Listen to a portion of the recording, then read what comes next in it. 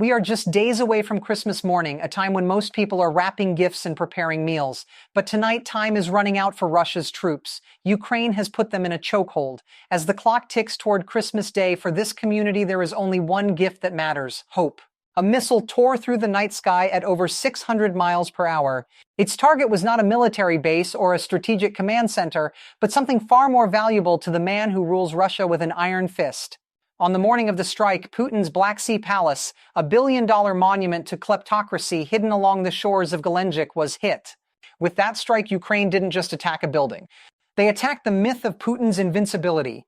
This is the story of what happened when Ukraine crossed the ultimate red line, and the story the Kremlin doesn't want you to hear. Putin's Black Sea residence isn't a house. It's a fortress, a palace complex spanning more than 17,000 acres, roughly the size of Manhattan's financial district. It includes underground tunnels, a private port, an amphitheater, and vineyards. Some estimates place its construction cost at over $1.4 billion. Billion with a B. This palace was built with money stolen from the Russian people while pensioners in Siberia freeze in crumbling Soviet-era apartments. For years, the palace was an open secret. Alexei Navalny's investigation exposed it to millions before being suppressed. Russians knew about it, whispered about it, but could do nothing. It was untouchable until Ukraine made it touchable. The strike came in the early hours, reportedly using long-range drones and possibly modified Neptune missiles. This was not random. It was surgical, deliberate, and psychological. Ukraine wasn't trying to assassinate Putin, they were trying to humiliate him. An intercepted Russian officer's message captured the panic. The palace was hit. How do we explain this? This wasn't about military strategy. It was about breaking a myth. In authoritarian systems, the leader's invincibility is everything. Putin's strongman image has been carefully constructed for decades, but myths are fragile. Once they crack, they collapse. By hitting the palace, Ukraine sent a message to every Russian watching: your leader can't even protect his own home.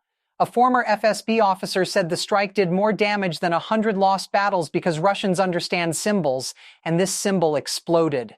The Kremlin responded with apocalyptic language, promising total annihilation. But this isn't strength, it's compensation. When you're winning, you don't need words like that. Western intelligence sees this rhetoric as weakness, not power. Putin has drawn countless red lines and everyone has been crossed. No nuclear war followed, no total mobilization, just more threats. The palace strike proves those red lines are propaganda, not policy. Meanwhile, Russian soldiers freeze in trenches, unpaid and exhausted. Intercepted calls reveal anger and disbelief. They suffer while their leader protects palaces. Ukrainian soldiers see it differently. Every symbolic strike proves they are fighting a system, not just a battlefield. Why this target and why now? Psychological warfare, internal Russian pressure, and Western signaling. Symbols force Russia to defend luxury instead of logistics.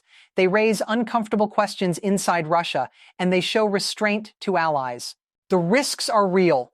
Russian hardliners are calling for retaliation. Intelligence agencies are preparing for escalation. History shows cornered autocrats become dangerous, not because they are strong, but because they are desperate. Putin can survive military defeat. He cannot survive humiliation. History is full of rulers who fell, not when they lost wars, but when they lost face. Symbols, once broken, cannot be repaired. The palace strike was not just an attack. It was a declaration. No symbol is beyond reach. Putin's threats are not strength. They are the sound of control slipping away. Ukraine didn't just hit a building. They hit the foundation of Putin's power.